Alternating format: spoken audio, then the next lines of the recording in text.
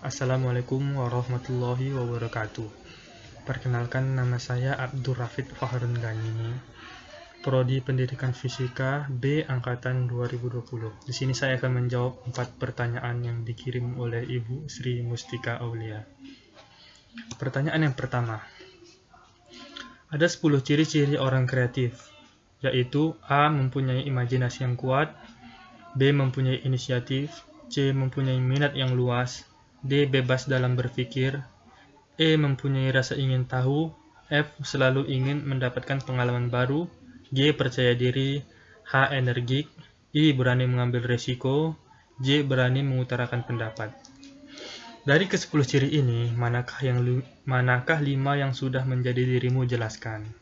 Baik, di sini saya menyimpulkan terdapat 5 ciri yang sudah melekat dalam diri saya. Yang pertama yaitu adalah mempunyai imajinasi yang kuat. Sebagai seorang mahasiswa jurusan fisika, prodi pendidikan fisika, tentulah saya mempunyai imajinasi yang kuat. Yang kedua adalah minat yang luas. Yang ketiga adalah rasa ingin tahu. Yang keempat adalah pengalaman yang baru. Dan yang kelima adalah berani ambil resiko. Baik, selanjutnya pertanyaan kedua.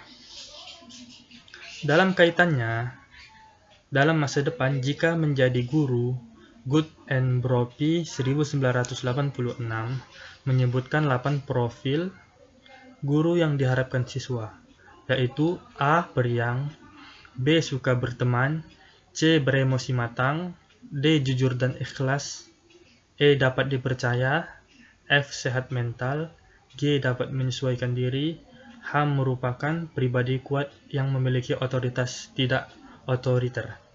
Dari 8 profil tadi, jelaskan yang mana 4 sudah kamu miliki dan kenapa kamu merasa sudah memiliki profil tersebut. Baik, di sini saya akan menyimpulkan 4 yang sudah menjadi profil saya. Yang pertama, profil saya suka berteman. Seorang guru harus bisa bersahabat dengan murid. Ini merupakan syarat belajar yang dikemukakan oleh imam besar kita, Imam Syafi'i. Yaitu syarat kelima adalah bersahabat dengan murid atau bersahabat dengan guru. Yang kedua adalah periang. Yang ketiga adalah jujur dan ikhlas. Seorang guru haruslah memiliki kepribadian jujur dan ikhlas. Dan yang keempat adalah dapat dipercaya. Baik, saya akan melanjutkan ke soal nomor 3. Soal nomor 3. Cari 2 teori mengenai konsep diri individu dan jelaskan. Di sini saya akan mengambil 2 pendapat dari ahli. Yang pertama, pendapat William de Brooks. William de Brooks mendefinisikan konsep diri sebagai those physical, social, and psychological perception of self that we have derived from experience and our interaction with others. Jadi, konsep diri adalah pandangan dan perasaan tentang diri. Persepsi tentang diri ini boleh bersifat fisiologi, sosial, dan fisik.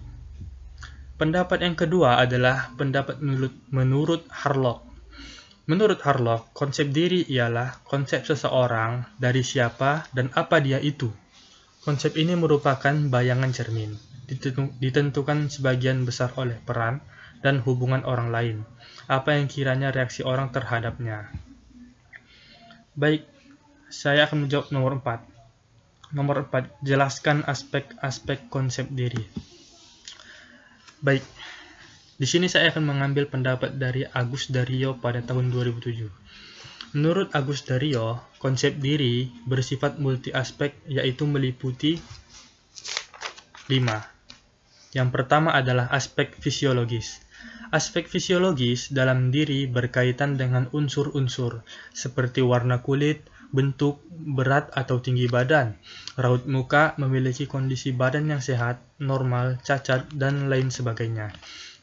Karakteristik mempengaruhi bagaimana seseorang menilai diri sendiri. Demikian pula tak dipungkiri orang lain pun menilai seseorang diawali dengan penilaian hal-hal yang bersifat fisiologis. Aspek kedua adalah aspek psikologis. Aspek psikologis meliputi 3 hal, yaitu aspek psikologis kognitif. Aspek psikologis kognitif meliputi kecerdasan, minat, dan bakat, kreativitas, dan kemampuan berkonsentrasi. Aspek psikologis kedua adalah aspek psikologis afeksi. Aspek psikologis afeksi adalah ketahanan, ketekunan, keuletan kerja, motivasi belajar, dan toleransi stres. Aspek psikologis ketiga adalah aspek konasi. Aspek konasi adalah kecepatan dan ketelitian kerja, coping stres, dan resiliensi.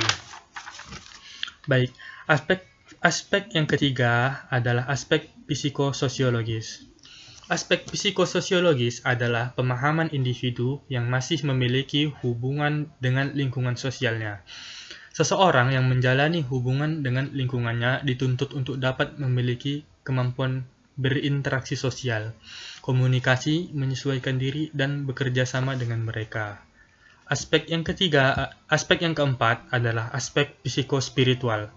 Aspek psikospiritual adalah kemampuan dan pengalaman individu yang berhubungan dengan nilai-nilai ajaran agama. Aspek spiritual disebut juga dengan aspek teologis yang bersifat transendental. Aspek spiritual meliputi 3 unsur, yaitu ketaatan beribadah, kesetiaan berdoa, dan berpuasa, serta kesetiaan menjalankan ajaran agama. Aspek yang kelima adalah aspek psikoetika dan moral. Aspek psikoetika dan moral adalah suatu kemampuan memahami dan melakukan perbuatan berdasarkan nilai-nilai etika dan moralitas. Oleh sebab itu, proses penghayatan dan pengamatan individu terhadap nilai-nilai moral disebut menjadi sangat penting, karena akan dapat menopang keberhasilan seseorang dalam melakukan kegiatan penyesuaian diri dengan orang lain. Baik, mungkin hanya inilah yang dapat saya sampaikan. Lebih kurang saya mohon maaf. Assalamualaikum warahmatullahi wabarakatuh.